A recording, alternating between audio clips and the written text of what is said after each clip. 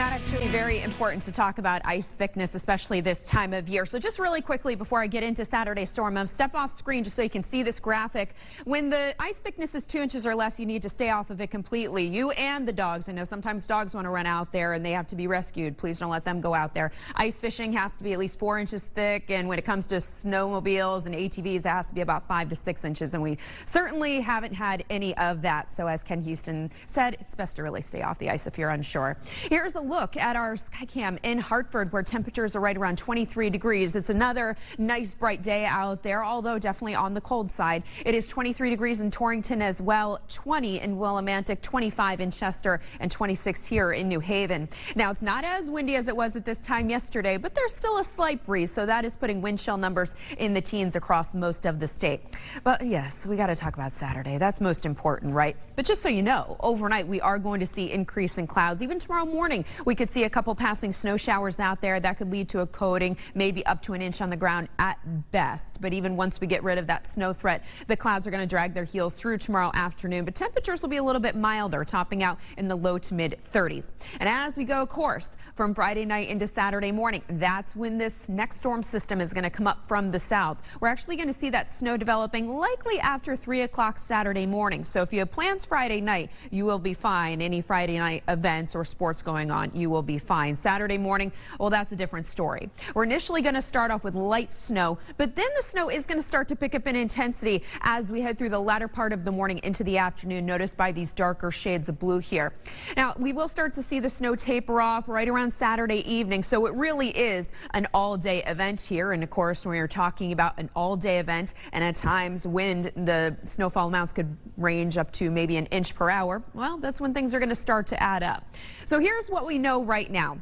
The timing has remained very, very consistent. So the more consistency we see, the more it builds confidence in the forecast. And so the timing starts very early Saturday morning, continues through Saturday night. We are still watching out for the potential of bouts of heavy snow, snowfall rates maybe around an inch, inch and a half per hour. And we're going to be dealing with the fluffy snow, the stuff that can really add up very quickly. But then you couple in some wind gusts that could range anywhere between 40 to 50 miles per hour, and that is going to cause blowing and drifting snow. So as I said yesterday, you could be in a situation where you see bare pavement in one spot and then 2 feet over, you have a 2-foot drift. So blowing and drifting snow, that reduces visibility. So it's not going to be a good travel day. And still looks like the highest snowfall totals will be in the eastern section of the state. This is a look at all 4 of our computer models that we look at. And as you can see, they are certainly not in perfect agreement. You can see the graph and the GFS definitely on the lower end of the snow scale, whereas the European model and the NAM definitely on the higher end of things. One thing that is somewhat consistent with all 4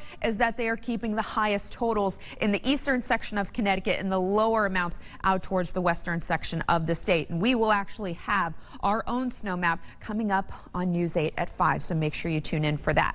Here's a look at your 8-day shoreline forecast, where once we get past Saturday, we can look forward to brighter conditions on Sunday. Still cold, though, with highs only in the 20s, but a warming trend on the way for next week. Monday will be in the 30s. By Thursday, hey, we'll be closing in on 50. Animals, aren't they, Ashley? They are, and it makes me so sad to see that, but glad he's going to be okay.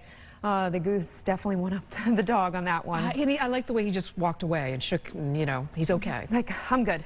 All right, so here's a look at what's going on. We're not going to be good as we close out the week here, because we have this big mess on the way. And this storm system alone is going to affect so many states. And we're not just talking about rain here. You can see that we're talking about snow, but we're also talking about ice, and something we don't want to have to talk about, but here we are. Let's get into it. So this is the storm system that we are going to be watching over the next 48 hours. It's going to get a little bit worse for us, especially Friday morning, as temperatures are gradually going to drop, and we'll start to see that transition from rain over to ice. But look at all of these watches and warnings that have been posted across the country. This pink, that's a winter storm warning that extends all the way down to Texas. Texas doesn't see those too often. This dark shade of purple, that is an ice storm warning. And then you can see the cold air behind that. In the upper Midwest, they have wind chill warnings that have been posted there.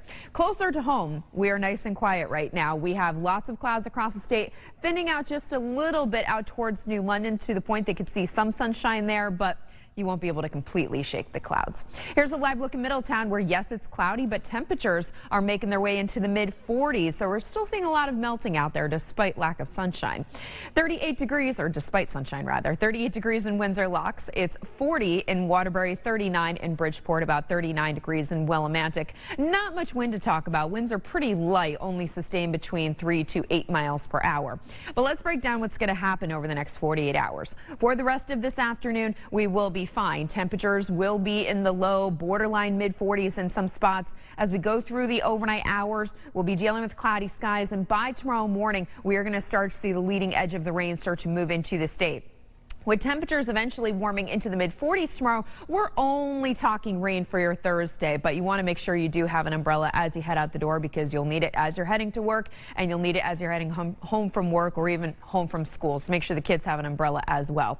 But watch what happens as we go from Thursday night into Friday morning. Temperatures are gradually going to fall. We'll go from the 40s down to the 30s, and then by the time we get to Friday morning, some places will still be in the lower 30s right at the shoreline, but farther inland, we may be dropping into the 20s. So we're going to see that very quick switch from rain over to an icy mix. It could be a little bit of sleet at first, but unfortunately, we're looking at the threat of freezing rain. And that freezing rain puts a glaze of ice on everything. It puts it on the roads, on driveways, on sidewalks, on your cars. Freezing rain can really become a very treacherous situation out on the roads, where even if you're going slow, you can go off the road. Take it from me. I have been in a couple ice storms, and I do not like driving them because there is just no control. You can lose control of your car very quickly. So we could be contending with freezing rain for a good chunk of your Friday. So it is not going to be a good travel day.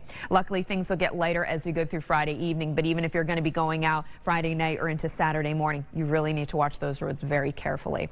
So today, cloudy yet mild with temperatures in the low to mid 40s. Tonight, staying cloudy, rain developing by morning with temperatures in the mid-30s. And then tomorrow, we're only talking rain, especially with highs in the mid-40s. But then we'll watch that rain transition over to ice as we go into Friday. So those temperatures you see on our 8-day forecast, the 38 at the shoreline and 33 inland, those numbers are your starting temperatures. Obviously, we'll fall into the 20s as we see that switch over. Looking ahead to this weekend, lots of sunshine for Saturday and Sunday, but a pair of chilly days. Highs only in the 20s on Saturday. Then we'll make our way into the lower 30s on Sunday. Of course, in the meantime, you can check us out at wtnh.com.